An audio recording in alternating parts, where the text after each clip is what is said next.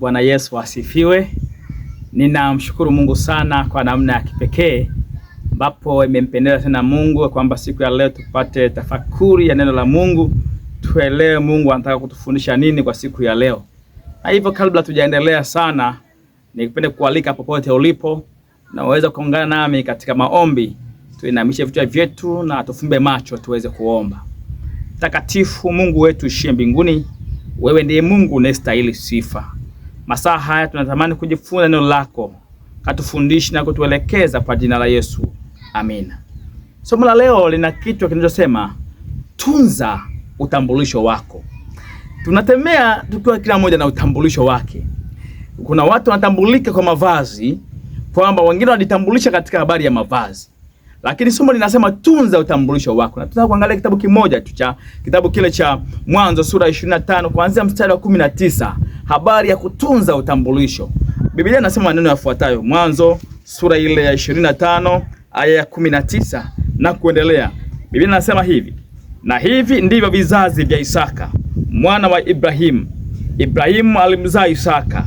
Isaka akawa mwenye miaka 40 alipomtoa Rebeka binti Bethueli Mshami wa Padanaramu, ndugu wa Labani Mshami, kuwa mke wake. Isaka akamwomba Bwana kwa ajili ya mke wake, maana alikuwa tasa. Naye Bwana akamwitikia, na Rebeka mkewe akachukua mimba. Watoto wakashindana tumboni mwake, naye akasema, ikiwa ni hivi kuishi kwanifaa nini? Akaenda kumuuliza Bwana.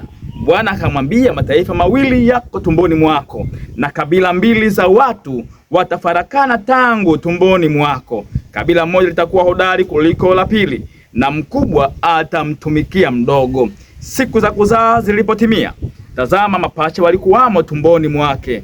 Wa kwanza akatoka, naye alikuwa mwekundu mwili wote kama vazi la nywele, wakamwita jina lake Esau.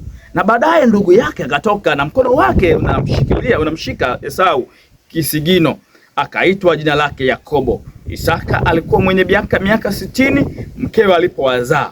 Watoto wakakuwa. Esau alikuwa mtu ajuaye kuwinda wanyama, mtu wa nyikani, na Yakobo alikuwa mtu mtulivu mwenye kukaa hemani. Basi Isaka akampenda Esau kwa sababu alikula mawindo yake, na Rebeka akampenda Yakobo. Siku ya leo kuna somo moja zuri ambalo tunatamani tulitafakari. Tunza utambulisho wako. Kisa kinaanza vizuri.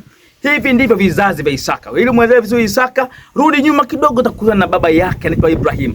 Huyu ndiye yule mtoto ambaye alikuwa tayari kutolewa kafara ili tu basi alikuwa tayari kulala, kuchinjwa ili huduma ya kafara ifanyike. Alikuwa tayari, hakumzuilia baba yake. Ndio huyu mtoto sasa amekuwa naye anakwenda kuposa akiwa na umri wa miaka 40, anaenda anamposa Rebeka. Rebeka anakuwa mke wake. Rebeka alikuwa na changamoto ya kuzaa. Kwa hiyo maana yake alikuwa tasa. Si rahisi kwamba tasa si mtu ambaye anaweza kupata mimba hivi rahisi. Lakini huyu Biblia inasema hivi, Mungu ndiye aliyeruhusu hiyo hali itokee kwake.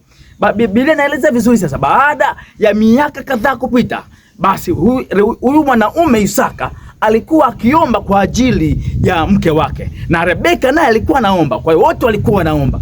Walipokuwa wanaendelea kuomba, Biblia inaeleza vizuri kwamba hapa baada ya miaka 20 ndipo Mungu anasikia maombi ya Isaka, ndipo Mungu anasikia maombi ya Rebeka, na Rebeka anachukua mimba. Hitaji lake la kwanza lilikuwa ni kubeba mimba, naye akapata mimba. Mtu ambaye alikuwa anaomba baraka kwa Mungu. Kwa hiyo maana yake ameomba baraka ya kufunguliwa uzazi, Mungu amemfungua uzazi na akapata mimba. Kwa hiyo alipopata mimba, anaona kuna fukuto ndani ya tumbo. Na ushahidi, hata wale wajawazito huko tumboni wanasikia, kuna kati nasikia watoto wanapiga mateke. Hata ilikuwa ni mmoja anapiga mateke. Kuna hali hiyo aliipitia Rebeka, lakini ni hali tofauti. Kwa sababu yeye Biblia imesema kabisa ni watoto wawili wameanza kushindana tangu tumboni. Alienda kumuuliza Mungu, Mungu akamjibu. Baada ya hapo Ndipo sasa tunakutana na taarifa nyingine ya kwamba huyo mtoto akazaliwa, watoto wawili wakiwa tayari wamezaliwa mapacha. Mmoja anamshika mwenzake kisigino. Mmoja alikuwa mwekundu, huyo akaitwa Esau, na mwingine akaitwa Yakobo. Biblia inasema hivi, Isaka alimpenda sana Esau kwa sababu alikula mawindo yake. Alipenda mawindo, alikula mawindo yake kwa sababu Esau alikuwa ni mwindaji mzuri. Akienda na winda, anarudi na kitoweo. Esau akapendwa na Isaka kwa sababu ya mawindo yake. Alikuwa kirudi na chakula, kirudi na nyama. Kwa hiyo alipenda kwa sababu gani? Kwa sababu ya nyama. Lakini Biblia inasema pia hivyo kwamba na Rebeka alimpenda Yakobo. Rebeka baada ya kumpenda Yakobo, basi hapa tayari Yakobo alikuwa mtaalamu wa kutengeneza vyakula. Alikuwa anapika vizuri. Si kwamba alikuwa ni mtu wa mapishi tu. Alikuwa anapenda kuketi miguuni na kujifunza haki ya mzaliwa wa kwanza. Kwamba ukiwa mzaliwa wa kwanza, haki yako ni ipi? Akajifunza kwamba hata Masihi angezaliwa kupitia uzaliwa wa kwanza. Kwa hiyo akaitafuta haki ya uzaliwa wa kwanza kwa namna mbalimbali. Ndipo siku moja ikafika, Esau akiwa ametoka mawindoni, akiwa na njaa, anarudi nyumbani. Anafika nyumbani, anashangaa anamkuta ndugu yake Yakobo ametengeneza chakula kizuri cha dengu. Dengu imetengenezwa vizuri na inanukia. Kwa alipofika karibu, akawa anashangaa. Anasikia harufu, anasema, nina njaa. Akamwambia, tafadhali ndugu yangu, ninaomba unipe hicho chakula cha dengu ili nile. Maana ninazimia mimi. Eti njaa ya siku moja inaweza kumfanya mtu akazimia. Njaa ya siku moja inaweza kumfanya mtu akafa. Esau akalia, naomba chakula nile. Yakobo, fursa imepatikana hapo, akasema, sawa, nitakupa, lakini niuzie kwanza haki ya uzaliwa wa kwanza. Ndipo akamuuzia haki ya uzaliwa wa kwanza. Akauza kwa sababu ya chakula cha dengu. Chakula cha dengu kikampelekea Esau akaidharau haki yake ya uzaliwa wa kwanza. Na ndio maana somo la leo linasema tunza utambulisho wako. Yako mambo matano ya kujifunza katika kisa hiki. Jambo la kwanza, tunaye Mungu anayejibu maombi. Tunaye Mungu anayejibu maombi. Maana tumeona Mungu akiitwa na hii familia ya Isaka anamuita Mungu kwa sababu ya mke wake. Rebeka anamuita Mungu kwa sababu ya mke wake. Akisema, Mungu tafadhali na kuomba, sikia, na mimi natamani niitwe baba fulani, na mimi nipate uzao, na kuomba Mungu tafadhali, na kusihi. Alikuwa akilia kwa sababu ya mke wake. Anaomba. Tunaye Mungu anayejibu maombi. Haijalishi achukua muda gani, wewe omba. Ukiwa nyumbani, wewe omba. Una changamoto na kupitia, wewe omba. Tunaye Mungu anayejibu maombi. Kwa hiyo nakutia moyo rafiki, hapo ulipo ni kweli na wewe unasongwa na mambo fulani. Una changamoto zako, na pengine ni za familia yako, pengine ni ya mke wako, pengine ni ya mume wako, pengine ni watoto wako hawakusikii, wamekuwa wakorofi, wana kazi ya kudokoa mboga, wanadokoa vitu, wanaiba pesa. Mungu yupo pamoja nawe. Masaa haya ukisikia, omba popote ulipo. Muombe. Tunaye Mungu anayejibu maombi. Bwana Yesu asifiwe. Lakini pointi ya pili, omba kwa ajili ya mwenzi wako. Huyu mwanaume nimempenda kitu kimoja. Alikuwa ni mwanaume anayeomba kwa ajili ya mwenzi wake. Shida inaonekana iko kwa mke wake. Hakumwacha mke wake kwa sababu ya shida ile. Matatizo hayapelekei kuachana na ndugu zetu, kuachana na wake zetu na waume zetu. Matatizo yanapotokea ni wakati sahihi wa kumlilia Mungu ili atatue shida. Matatizo hayakimbiwi, matatizo yanakabiliwa kwa maombi. Omba kwa ajili ya mwenzi wako. Omba kwa ajili ya watoto wako. Omba kwa ajili ya ndugu zako. Omba kwa ajili ya mke wako. Omba kwa ajili ya watoto wako. Omba kwa ajili ya mume wako. Omba. Acha kukaa na kusema hivi, mume wangu kwa nini siku hizi? Usilalamike, mume mbona kipato kidogo? Muombe kwenye kazi yake, Mungu amnyanyue zaidi. Omba. Isaka aliomba kwa ajili ya mke wake na Mungu akasikia. Na Mungu anaweza akasikia hata na wewe unapopiga magoti kwa ajili ya mume wako, unapopiga magoti kwa ajili ya mke wako. Mungu yuko tayari kukusikia popote ulipo. Lakini pointi ya tatu.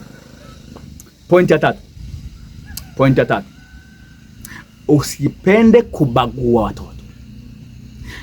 Usibague watoto kwa sababu ya vitu fulani walivyo navyo, maana wote ni watoto wako. Biblia imesema hivi, Isaka alimpenda Esau. Si kwa sababu gani? Kwa sababu ya nyama. Jiulize na wewe, Umewapenda watoto wako fulani, umewabagua watoto wako fulani kwa sababu ya chakula, kwa sababu ya kitu fulani, au kwa sababu ya vitu fulani vya kupatia, hata ukaona wengine hawana maana. Umetegeza madhabaka ndani ya familia. Angalia hapa Esau, yeye anapendwa kwa sababu ya nyama. Isaka alimpenda yeye. Maana yake ni nini? Tunakumbushwa jambo la msingi hapa kwamba hatupaswi kubagua watoto, tuwapende watoto wetu sawa. Tumeona hapa Rebeka amechukua Yakobo, Esau akachukuliwa na nani? Na Isaka. Kwa hiyo hapa Isaka na Esau, Rebeka na Yakobo. Na ndio maana mtafaruku ulikuwepo hapo. Nakumbuka Mungu alishazungumza na Rebeka akimwambia mdogo ndiye atakuja kumtawala mkubwa. Kwa maana nyingine mkubwa atatawaliwa na mdogo. Kwa hiyo akataka kutimiza unabii huo. Kwa hiyo tumeona kwamba hapa tunamwona huyu Esau anapendwa na baba yake kwa sababu ya nyama, kwa sababu ya kitu, sio utu, sio mtoto. Yeye kwa sababu ya kitu ambacho anacho mtoto wake. Yaani ni mtoto wake, lakini hampenda kwa sababu ya utoto wake, anapenda kwa sababu ya nyama, kwa sababu ya shughuli fulani. Haina maana kwamba watoto tusipende kazi zao wanazofanya, tuzipende, lakini tusiwabague katika kiwango hicho. Watoto wajihisi kwamba wote wanapendwa na Mungu. Bwana Yesu asifiwe. Wote wanapendwa na familia, wote wanapendwa na wazazi, wote wanapendwa. Baba anampenda watoto wake wote, mama anapenda watoto wake wote. Hapa tumeona ya kwamba tayari kuna mgawanyiko. Mama anampenda Yakobo na anamweleza siri, na bahati nzuri Biblia inaeleza wazi kwamba Yakobo alikuwa anapenda kukaa miguuni pa wazazi, akijifunza haki na mzaliwa wa kwanza, akijifunza namna gani Mungu anahitaji, akijifunza historia nzima ya uzazi wao, akawa amejifunza vitu vingi kutoka kwa wazazi wake. Alipojifunza vitu vingi kutoka wazazi wake, ndipo sasa anajua kuna siri. Kwa hiyo mama anamueleza mtoto, sikiliza, kuna habari hii, sikiliza. Wewe ndiye unatakiwa kuchukua nini? Hiyo mibaraka. Nenda kwa baba yako. Ukifika kadai haki ya uzaliwa wa kwanza. Utadai vipi?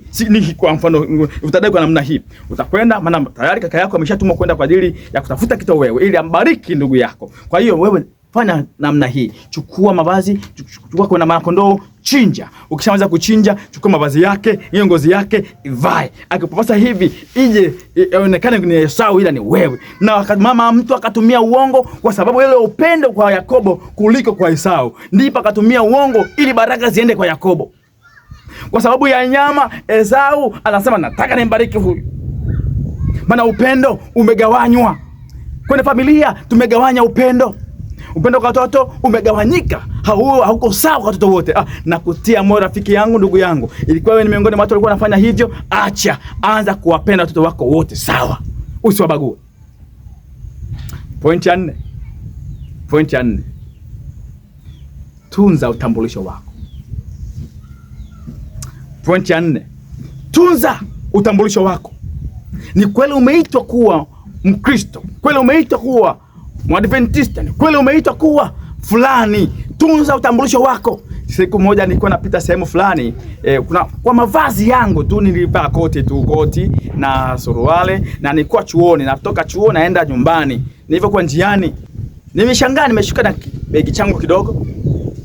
Pia tu koti langu hata tai sijavaa. Mmoja akaja, mchungaji, kwa nini nimetoa mfano huu? Kumbe kwa mavazi yangu naweza nikatambulika kama ni mtu fulani, ni mchungaji, ni mwinjilisti, huyu ni mcheza dangulo. Huyu kwa mavazi na muonekano wangu wa nje unanitambulisha. Na hivyo leo nakwambia rafiki yangu, tunza utambulisho wako. Esau alishindwa kutunza utambulisho wake wa haki ya uzaliwa wa kwanza, akauza kwa sababu ya chakula. Fikiria chakula gani kilichopelekea unauza utambulisho wako? Haki yako ya Ukristo inaondoka kwa sababu gani? Umeshindwa kutunza utambulisho wako kwa sababu ya dengu. Je, ni dengu gani inapelekea haki yako ya kiroho inashuka? Haki yako ya kuwa Mwadventista msabato, mfuasi wa Kristo wa kweli imeshuka. Ni namna gani ambavyo unaenda kinyume na mapenzi ya Mungu kwa sababu ya dengu, chipsi nyama, chipsi ngogwe, kwa sababu ya mavazi. Umepoteza haki yako tambulisho kwa sababu gani? Mtu kutazama tu kwa nje, namna unavyoongea, unaonekana wewe usalama wa mataifa tu. Akutazama tu unavyoongea, akutazama namna unavyovaa tu, unaonekana huna tofauti na wale wanacheza bar. Akitazama namna hata unavyotembea unaonekana huyu mbona ni wa ulimwengu. Na Biblia inatuambia kwamba tusio watu wa ulimwengu. Ndio tuko kwenye ulimwengu, lakini tusio watu wa ulimwengu. Tunza utambulisho wako. Umeitwa na Mungu, umelindwa na Mungu, umeamka asubuhi, imefika mchana, ni Mungu amekulinda ili utimize kusudi lake. Tunza utambulisho wako kama mtu wa Mungu. Tunza utambulisho wako kwenye kuongea. Angalia unavyomjibu mtu, unamjibu kwa namna gani? Tunza utambulisho wako. Jambo la pili, tunza utambulisho wako kwenye mavazi, namna gani unavyovaa. Tunza utambulisho wako ni mavazi, namna unavyotembea. Tunza utambulisho wako unavyojali familia yako. Tunza utambulisho wako, maana watu wa Mungu wanajali watoto wao, wanajali familia zao, wanajali majirani, wanajali, wanaonyesha upendo wa Mungu. Tunza utambulisho wako kwa kuonesha upendo wa Mungu ulimwenguni mote, katika maeneo unayoishi, katika kanisa lako, kila sehemu. Tunza utambulisho wako, dhihirisha upendo wa Mungu wako. Sikia, kumbuka somo linasema tunza utambulisho wako. Jiulize ndani ya moyo wako, utambulisho wako umeharibika kwa sababu gani? Ni dengo gani nimepelekea hatimaye hata muonekano wako, hata tabia zako, hata kuongea kwako kunaonyesha kwamba kwa kweli wewe ni mataifa? Ni jambo gani naopelekea wewe umetanga mbali na Mungu? Mahusiano yako na Mungu yamepungua. Mahusiano yako na familia yameondoka. Ni uzinzi. Tunza utambulisho wako, uzinzi utakumaliza. Nimeona familia nyingi zimesambaratika kwa sababu ya shida ya uzinzi. Kutokutulia na familia zao, kutokutulia na wake zao, kutokutulia na waume zao, kutokutulia kama binti, kutokutulia kama mama, kutokutulia kama baba, kutokutulia kama kaka, inapelekea familia inasambaratika. Na kusikwa neema ya Bwana, tunza utambulisho wako ili familia yako isije kusimama. Tunza utambulisho wako ili Mungu akatukuzwe kupitia wewe. Tunza utambulisho, haijalishi wao watafanya nini, wewe simama na Mungu, onesha kwamba wewe ni mtu tofauti na watu wa dunia hii, na kutunza utambulisho wako mbele za Mungu ili Kristo Mungu wetu akatukuzwe kupitia maisha yako. Tunza utambulisho wako. Somo hili nilipokuwa nalipitia, likanitia moyo. Hajalishi atabaki wangapi, hata kitokea amebakia mmoja, natakiwa nitunze utambulisho wako. Haijalishi atakuja rafiki yangu namna gani na kunilaghai na kunitaka niuze haki yangu zalio wa kwanza. Sikia, hapa alimtuma ndugu yake. Ndugu tu anakuja tu ili akupoteze tu katika njia. Ndugu anakuja anamwambia, sikiliza, niuzie haki yako uzaliwa wa kwanza. Na mara nyingi tumeuza haki ya uzaliwa wetu wa kwanza kwa ndugu, kwa sababu ya ndugu zetu. Wametushawishi ndugu zetu, wametushawishi marafiki zetu. Mungu akusaidie usiingie mkenge kwa kuuza utambulisho wako kwa sababu ya ushawishi wa ndugu, ushawishi wa marafiki, ushawishi wa mtu yoyote. Mungu akusaidie utengeneze mahusiano yako na Mungu. Tunza utambulisho wako. Ndio maana kitabu cha Ufunuo sura 3:11 anasema, naja upesi, shika sana ulicho nacho. Tunza utambulisho wako. Sasa umeshika nini? Tunza utambulisho wako. Huko maeneo unakoishi, maeneo unayoishi, huko popote unakotembea, ukiwa barabarani, ukiwa sokoni, tunza utambulisho wako. Kuna watu wengine siku za ibada ndio wanaonekana ni waumini wazuri, lakini kutana naye sokoni, mkanyage tu bahati mbaya. Alafu angalia mdomo wake utatoa maneno gani. Utajua huyo mtu ametunza utambulisho wake ama ni miongoni mwa watu waliolaghaiwa. Na Mungu atukumbusha leo, rafiki yangu, popote unaponitazama maeneo yote unanitazama, tunza utambulisho wako. Mungu anatamani utunze utambulisho wako. Maana duniani hapa tunapita. Duniani hapa sisi ni sana majani, tunapita. Ila kuna maskani yameandaliwa na Mwenyezi Mungu watoto wake waweze kuishi. Hakuna kinyonge kitakachoingia mbinguni, na kusihi tunza utambulisho wako. Achana na dunia, maana dunia hii itapita na mambo yake yote yatapita. Yale unaona ni mazuri yatapita. Hata hivyo hauna mazuri, maana haya mazuri yana karaha. Mazuri yako mbinguni. Tunza utambulisho wako. Ni kweli ulishindwa kutunza utambulisho wa Mungu, utambulisho wako kwa Mungu, kapelekea familia yako katanga mbali. Yesu anasema rejea sasa. Bwana unaporejea yuko tayari kukutia nguvu na kuanza upya na kurejesha habari ya utambulisho wako kwake. Mungu akutie moyo sasa. Mimi nimedhamiria, namwambia Yesu anitie nguvu niweze kubadilisha mfumo maisha yangu, nitunze utambulisho wa kama Mkristo, kama mfuasi wa Kristo, kama mtu wa Mungu, kama mjumbe wa Mungu. Nitunze utambulisho wako. na kutia moyo na wewe huko hapo kwa bahati mbaya. Yaani hata hapo eneo ulilopo ni kwa sababu Mungu amekuruhusu kuwepo hapo. Uliamka asubuhi ni kwa sababu Mungu anatamani utengeneze mambo fulani na yeye. Tunza utambulisho wako. Kama unatamani Yesu akusaidie, na wewe utunze utambulisho wako, unaweza ukasimama pamoja nami. Yesu anasema wewe huna nguvu, kesha ukaombe na uje mwanangu. Alilipa bei na wiwa naye, dhambi ilitiawa aliiondoa. Hebu tuombe. Baba na Mungu wetu mtakatifu, asante kwa muda huu mwingine. Umetukumbusha kumbe tunapaswa kutunza utambulisho wetu ndani ya jamii hii, ndani ya ulimwengu uliochafuka. Mungu unatafuta watu ambao watasimama wakitunza utambulisho wao kama wa Kristo. Tusaidie Yesu, tutie nguvu. Hata yule mtazamaji aliko mbali ambaye amedhamiria ndani ya moyo wake ili aanze upya na wewe, ili atunze utambulisho wake mbele zako tangu leo, atambulike kama Mkristo wa kweli, mtie nguvu, muwezeshe kwa jina la Yesu. Amen. Mungu akubariki. Tafakari neno hili likakusaidia katika maisha yako kwa jina la Yesu. Amen. Mungu